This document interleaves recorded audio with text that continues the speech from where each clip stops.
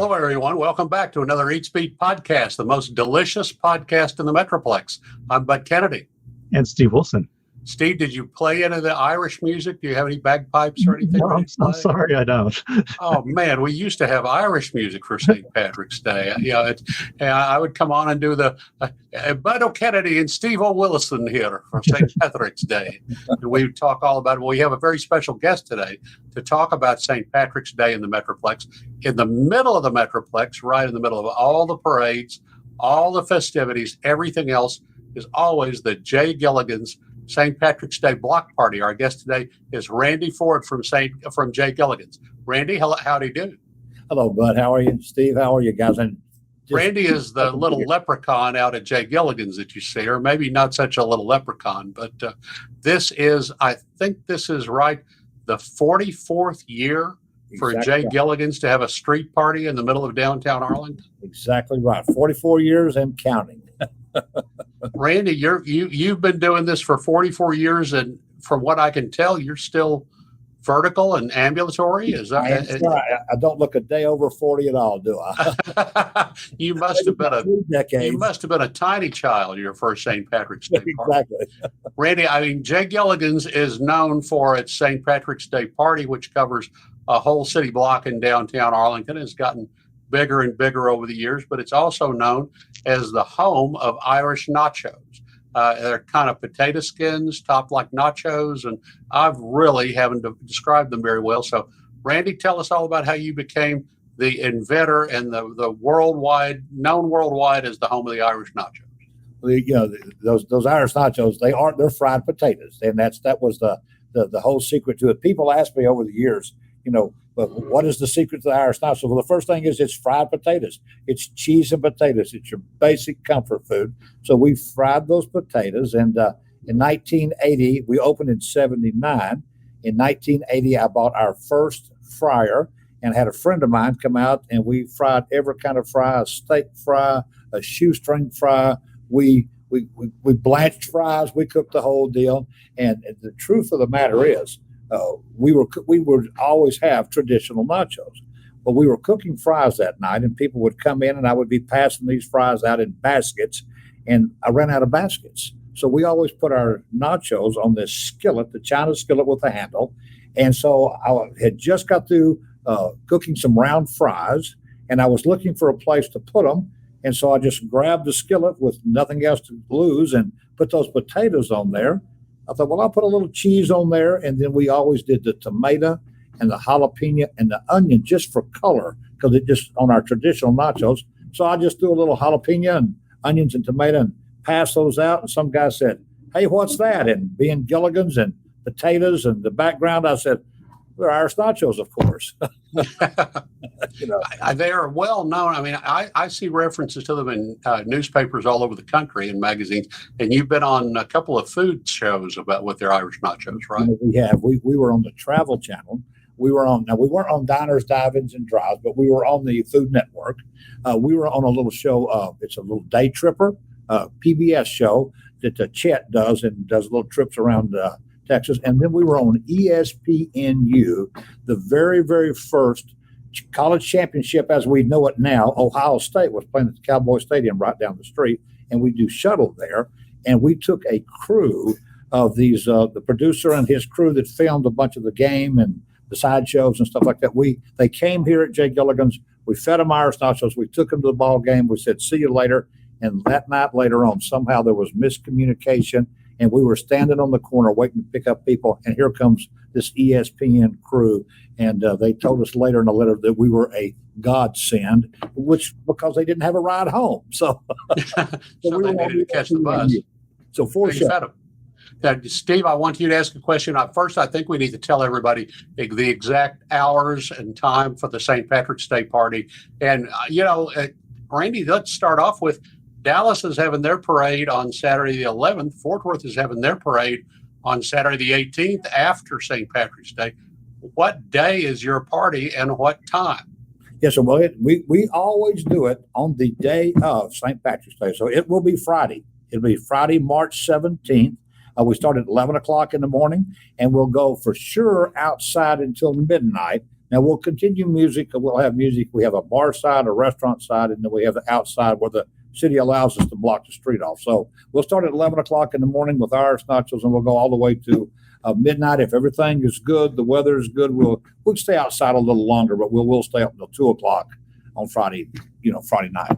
So 11 a.m. to midnight on the 17th, and that's in the 400 block of East Abram in downtown Arlington. Technically, you're typing it into your GPS, 407 East South Street. But exactly. Steve, you've been to Gilligan's. Yes, it was kind of like when it first started up. I mean, I was in the early 80s, I was going to UTA. And I guess you already had come out with the Irish Nachos, because that's what I remember. We would just, load up an Irish Nachos over there. That's been that Irish Nachos. It's a comfort food, and we have certainly just been blessed to have that dish, because we really have had a lot of notoriety because of those cheese and potatoes. It's been great. What's changed over the years, and what hasn't changed in Gilligan's menu? Well, you know what? The number one thing has changed. That old building right there. That's the south. that building, that old sign. Thank goodness that sign has been retired. But on the north side, on the Abram side, we have a neighbor down the street that has a company called Lane Supply Inc.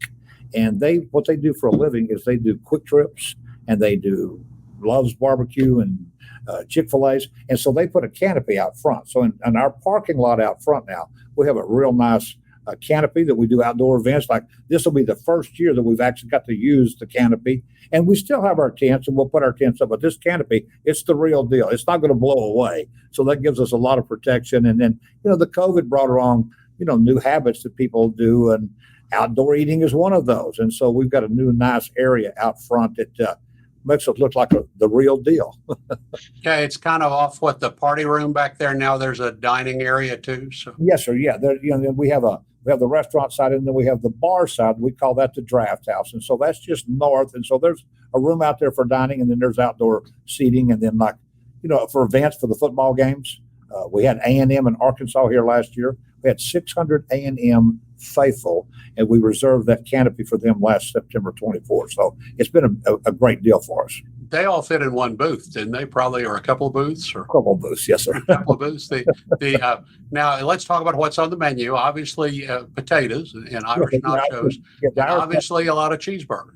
A lot of cheeseburgers. We could almost make a living off of Irish nachos, cheeseburgers, and we have a grilled chicken salad that we call a Chad's salad. And it's a grilled. My middle name is Chad, so I named it when I was trying to lose weight several times, and finally put a hot grilled chicken on that cold lettuce and tomato with the mix of cheese and stuff like that. So it's a Chad's salad, a grilled chicken salad, the burger, and the Irish nachos. Now we have a Philly.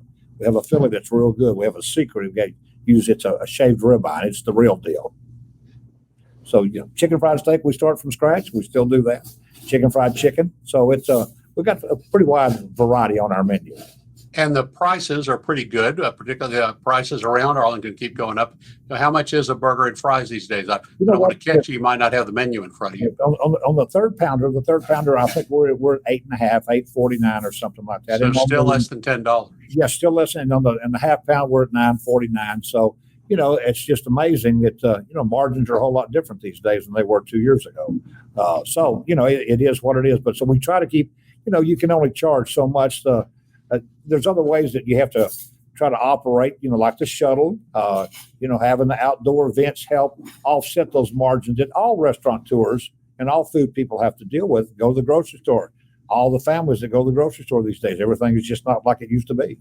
We're with Randy Ford of Jay Gilligan's in Arlington. He's having his St. Patrick's Day party come up March 17th. You'll have the bagpipers there. Is it the same bagpiper who's been there all along? Don McLeod. Don McLeod has been here for 44 years. Don and I have known him. We went to school together, and he actually worked at Steak and Ale years and years and years ago. We all remember Steak and Ale. And he was a bartender there, and he helped me open my first place. And then I was destined, I guess, to be his first place in public he ever played his bagpipes. That was a little scary. But 44 years later, he's got it down now. So, but now, we'll also there'll be the Guinness people come out, and there'll be a bagpipe player. And there's a young lady named Tiara, and she's a Celtic fiddle player. And she's actually going to be in Granbury, and I think there's 2 or 3 places. So she comes by here at noon. So at noon, she'll be walking around with her fiddle, and she sings and does a little Celtic jig, and so she'll be here at noonish. Don doesn't get here till 6 in the evening, and then the Guinness people will bring by some the bagpipe players between the 2 and 6 era. So we'll have plenty of that going on, and some rock bands too. Oh yes, sir. Yeah, that you what that Rock City Rock.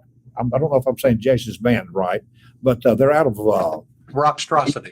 Yeah, Rockstrosity. Yes, sir. Thank you, bud. And they're out of Eagle Mountain, and they do a great job. And his wife plays bagpipes.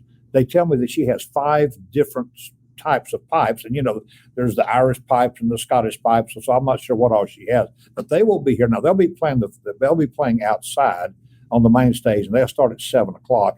And then September Moon. It's a young band that they do. It's kind of a country rock, and they've got a little new song out. I think Alan Pesci. They have a little record label, so they got a little record. I think it's on the country charts. What kind of stuff is there for families or kids? We at 4:00, and I'm glad you asked that, because we do have a balloon. We'll have a lady that comes out and does balloons. We have face painting. We have a little shamrock, a little picture of a leprechaun, and some different little St. Patrick's Day, if you will, Irish type coloring things. So the little kids can come, they can color, they can get their face painted, they can have the balloon and stuff like that. Now we have had bounce houses in the past, but we're not going to do that this year. We're going to just stay with a little safer type of. Steve, I know this is a food show, but should I ask him about green beer? Do you think I ought to ask him? We had a lot of beer when I used to go there in college. Really? The UTA students had a lot of beer. It's food and beverage. But years and years and years ago, one of the reps with Coors Light of all things. The first year we ever did green beer, there was no such thing as Coors Light. It was Coors Original. But what that is just food coloring. So they'll take a little eyedropper, if you will, and put that in that keg, and take that keg and shake it up, and that's all it is, the food coloring. And by the way, now that's an American deal. That's the Irish do not want to have any part of that. They want their Guinness, and they want their Harp, and their Jameson, and their Prosper 12, or whatever. They don't want any part of that green beer. So that's really a real live American institution, if you will, like they dye the rivers in Boston and Chicago or whatever. But you will have some? Oh yes. Oh yeah. We'll have green beer for sure, and Guinness, the whole deal. Yes, sir. The first thing in Austin, the green beer was Pearl. They didn't have Coors down there, so they colored the Pearl with the. Now we don't want to make it sound like you're a Coors joint. Do you have? What are some of the newer drafts or the beers you have?